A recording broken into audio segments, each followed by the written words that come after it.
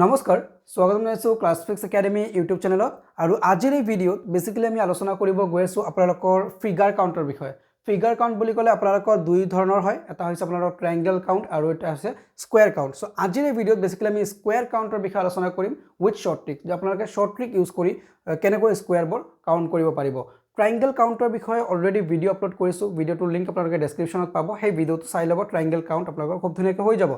so আজিৰ এই ভিডিঅ'ত বেসিক্যালি আমি স্কোয়াৰ কাউণ্টৰ বিষয়ে শিকিম আৰু শৰ্ট ট্ৰিক এপ্লাই কৰি কেনেকৈ আমি স্কোয়াৰ কাউণ্ট কৰিব পাৰি সেইটো আমি শিকিম আৰু আজিৰ ভিডিঅ'টো হৈছে আপোনালোকৰ বেসিক নলেজ দিব আৰু নেক্সট এইটোৰ পিছত আৰু এটা ভিডিঅ' পাব আপোনালোকৰ ফিগাৰ কাউণ্ট স্কোয়াৰ কাউণ্টৰ ওপৰত য'ত আপোনালোকৰ এডভান্স লেভেল দিয়া হ'ব দুটা ভিডিঅ' চালে আপোনালোকৰ ৰিজনিং পৰ্চনৰ যিটো ফিগাৰ কাউণ্ট থাকে সেইটো আপোনালোকৰ একেবাৰে ক্লিয়াৰ হৈ যাব Assam direct recruitment Assam police SSC আৰআৰবিত আপোনালোকে এনেকুৱা কুৱেশ্যন পাব সো ভিডিঅ'টো যদি আপোনালোকে ফুল চাই তেনে ক্ষেত্ৰত আপোনালোকৰ গোটেইখিনি কনসেপ্ট ক্লিয়াৰ হৈ যাব উইথ শৰ্ট ট্ৰিক আপোনালোকে ফিগাৰবোৰ কেনেকৈ কাউণ্ট কৰিব পাৰে সো ইয়াতে তিনিটা ফিগাৰ আছে ফিগাৰ 1 ফিগাৰ 2 ফিগাৰ 3 সো তিনিটা ফিগাৰৰ আমি কেনেকৈ স্কোয়াৰ ফাইণ্ড কৰিব পাৰোঁ তাৰ শৰ্ট ট্ৰিক আপোনালোকক খুব ধুনীয়াকৈ বুজাই দিয়া হ'ব সো ভিডিঅ'টো আপোনালোকে চাই থাকিব আৰু আমাৰ আগন্তুক ভিডিঅ'টো পাবলৈ আমাৰ চেনেলটো সাবস্ক্ৰাইব কৰি বেল আইকন প্ৰেছ কৰি ৰাখিব আৰু যদি অলৰেডি সাবস্ক্ৰাইব কৰিছে তাৰ বাবে অসংখ্য ধন্যবাদ so first of all figure 1 তো আপোনালোকে চাব সো ইয়াতে ফিগাৰ 1ত আমাৰ কিমানটা স্কোয়াৰ আছে হেতু আপুনি কেনেকৈ উলিয়াব তাৰ বাবে বেসিক এটা কনসেপ্ট লাগিব আৰু সেই কনসেপ্টটো আপোনালোকৰ এনেকুৱা যে এইটো হৈছে আপোনালোকৰ স্কোয়াৰ হয় না নাই সো এইটো আপোনাৰ স্কোয়াৰ মানে কি হয় যাৰ লেন্থ আৰু ব্ৰেথ সমান থাকে তাক আমি স্কোয়াৰ বুলি কওঁ এতিয়া ইয়াতে কেইটা স্কোয়াৰ আছে এটা স্কোয়াৰ আছে কিন্তু এতিয়া যদি ইয়াৰ মাজত এনেকৈ প্লাস সাইন এটা হয় ওকে সো অলপ হেৰি হৈ গ'ল আপোনালোকৰ স্কোয়াৰটো সো পাৰফেক্ট মই স্কোয়াৰ ড্ৰ কৰি বুজাইছো তেতিয়া আপোনালোকৰ আৰু ভাল হ'ব ওকে সো এটো এটা স্কোয়াৰ তাৰ পিছত ইয়াতে আপোনালোকৰ মাজত যদি এনেকৈ এটা প্লাস সাইন হয় তেন্তে ইয়াৰ মাজত কিমানটা স্কোয়াৰ আছে হেতু বেসিক্যালি বুজিব লাগিব চাও ইয়াতে আপোনালোকৰ এনেকৈ মাৰ্ক কৰিব 1 আৰু 2 বুলি আৰু এই 1ক আপোনালোকে স্কোয়াৰ কৰি দিয়ক 1ৰ স্কোয়াৰ একে হয় আৰু 2ৰ স্কোয়াৰ কিমান হয় 4 হয় সো এই দুটা এতিয়া যোগ কৰি দিয়ক আপোনালোকৰ 5 অৰ্থাৎ এই ফিগাৰটোৰ মাজত আমাৰ কিমানটা স্কোয়াৰ আছে 5টা স্কোয়াৰ আছে কেনেকৈ সব ইয়াতে সৰু এটা স্কোয়াৰ 1 2 এটো 3 এটো 4 চাৰিটা স্কোয়াৰ হৈ গ'ল আৰু এই ডাঙৰ এটা স্কোয়াৰ সো আলটিমেটলি আমাৰ 5টা আমি স্কোয়াৰ পালো সো এইটো কনসেপ্ট ইউজ কৰি এতিয়া এই ফিগাৰৰ মাজত কিমানটা স্কোয়াৰ আছে আমি ইজিলি ফাইন্ড কৰিব পাৰো কেনেকৈ সব ইয়াতে আপোনালোকৰ মাজত এই যেটো এক্স্যাক্টলি এই ফিগাৰটো হৈছে এই ফিগাৰটো ইয়াত আছে দ্যাট মিন্স আমি এটো ক'ব পাৰো যে এই ফিগাৰটোৰ মাজত আপোনালোকৰ কিমানটা স্কোয়াৰ আছে ডেফিনেটলি 5টা স্কোয়াৰ আছে সো এনেকুৱা ফিগাৰ কেইটা আছে একটা দুটা তিনটা চাৰিটা ওকে অৰ্থাৎ আপুনি 5 ইয়াতে পালে আৰু চাৰিটা ফিগাৰ আছে 5 * 4 কৰি দিলে আপোনালোকৰ 4 5 গুণ 20 আলটিমেটলি ইয়াৰ আনসাৰ আহিলে এই যেটো ফিগাৰ আছে এইটো ফিগাৰৰ মাজত আমাৰ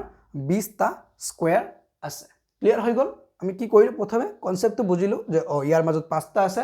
আৰু তেনেকুৱা ফিগাৰ কেইটা আছে এটা দুটা তিনটা চাৰিটা সো 4ৰে পূৰণ কৰি দিলো হৈ গ'ল এতিয়া যে 5টা 6টা 7টা 8টা 9টা থাকে তেতিয়া আমি সিম্পলি 5ৰ লগত সেই নম্বৰটো মাল্টিপ্লিকেশন কৰি দিম আমি আনসাৰটো পাই যাম সো ফিগাৰ নম্বৰ 1 ৰ কনসেপ্টটো ক্লিয়াৰ হৈ গ'ল দেন এতিয়া আমি আহিম ফিগাৰ নম্বৰ 2 লৈকে ওকে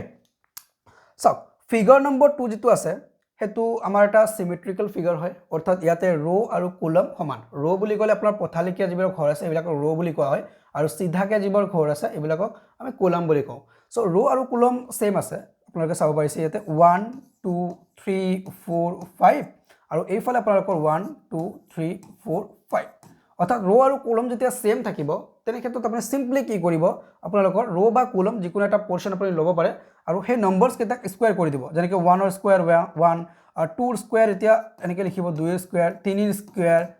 4 ৰ স্কয়াৰ আৰু 5 ৰ স্কয়াৰ সো এটা 5 ৰ বেছি থাকিব পাৰে 6 7 8 9 10 এনেকৈ থাকিব পাৰে সো তেনে ক্ষেত্ৰত আপোনালোকে যদি ক্যালকুলেশন কৰিব যায় স্কয়াৰ উলিয়াই তেতিয়া বহুত টাইম যাব যে আপুনি 2 ৰ স্কয়াৰ 4 লিখিব 3 ৰ স্কয়াৰ 9 লিখিব 4 ৰ স্কয়াৰ 16 5 ৰ স্কয়াৰ 25 এনেকৈ যেতিয়া লিখিব বহুত টাইম যাব যেনেকৈ 7 8 9 10 লৈকে থাকিলে বহুত টাইম যাব সো উইথ শৰ্ট ট্ৰিক আপোনালোকে কেনেকৈ উলিয়াব পাৰে সো তাৰ বাবে আপুনি সিম্পল এটা ফৰ্মুলা ইউজ কৰিব ফৰ্মুলাটো মই লিখি দিছো ইয়াতে আপোনালোকক n * n + 1 2n + 1 ডিভাইডেড বাই 6 এই ফৰ্মুলাটো আপোনালোকে ইউজ কৰিব ওকে সো এই ফৰ্মুলাৰ হিচাপে আপোনালোকৰ n কোনটো হ'ব আপোনালোকৰ n হ'ব যেটো লাষ্টৰ ভ্যালু আছে ওকে অৰ্থাৎ ইয়াতে n = আপোনালোকৰ কিমান হৈ আছে n = আপোনালোকৰ হ'ব 5 ওকে ইয়াতে আপোনালোকৰ n = 5 ঠিক আছে यस ওকে এটা ভ্যালুটো আপোনালোকে বহাই দিয়ক সো n = যদি 5 হয় তেনে ক্ষেত্ৰত ইয়াতে সূত্ৰটো হিচাপে এনেকৈ হ'ব 5 * 5 যোগ 1 পৰীক্ষাত আপোনালোকে একেবাৰে 6 বুলি লিখিব পাৰে মই বুজাবলৈ অলপ দীঘলীয়াকৈ লিখিছোঁ 2 into 5 plus 1 এনেকৈ লিখিব ডিভাইডেড বাই 6 কৰি দিব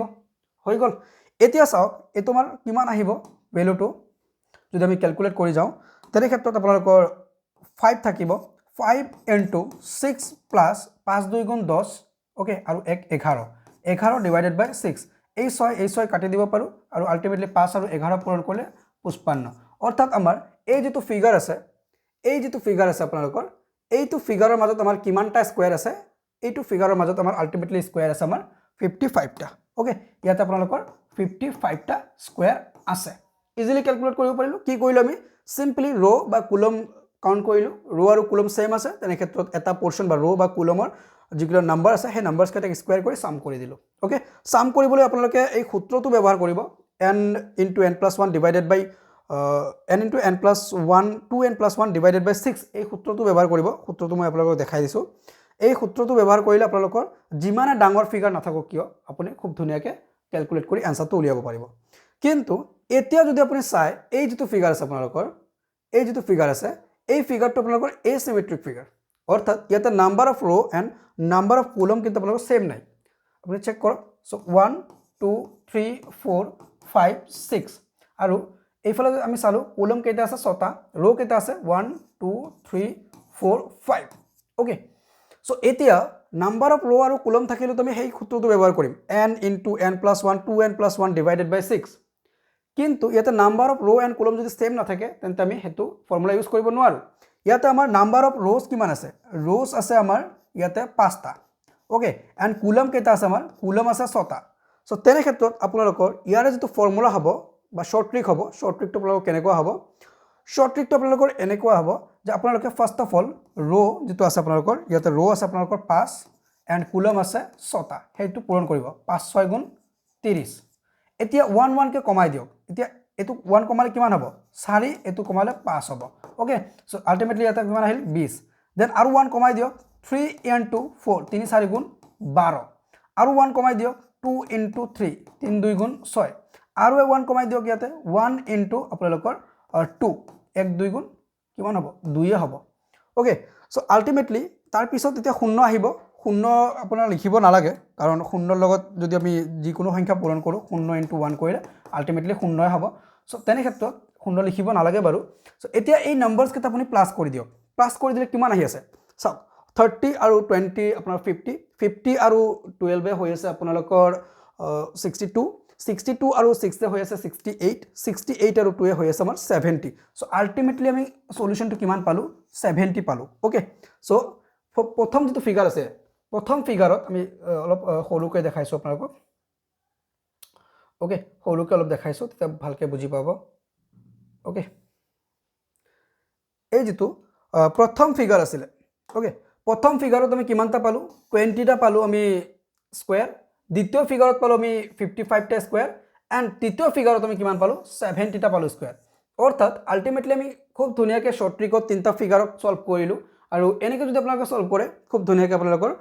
পৰীক্ষাত ইজিলি আপোনালোকে যিমান নম্বৰ থাকিব যিমানটা কোৱেশ্চন থাকিব সলভ কৰিব পাৰিব আলটিমেটলি এটা কোৱেশ্চন থাকে হয় ট্ৰায়াঙ্গলত থাকিব বা স্কয়াৰত থাকিব মানে সেই কোৱেশ্চনটো আপোনাৰ কাৰেক্ট হ'ব আৰু ওকে সো কনসেপ্ট ক্লিয়াৰ হৈছে এটো আমাৰ পাৰ্ট 1 ভিডিও আছিল ওকে পাৰ্ট 1 ভিডিও আছিল যত আমি বেসিক খিনি কভাৰ কৰিলো পাৰ্ট 2 ত আপোনালোকৰ এডভান্স খিনিও দি দিয়া হ'ব যত আপোনালোকৰ আৰু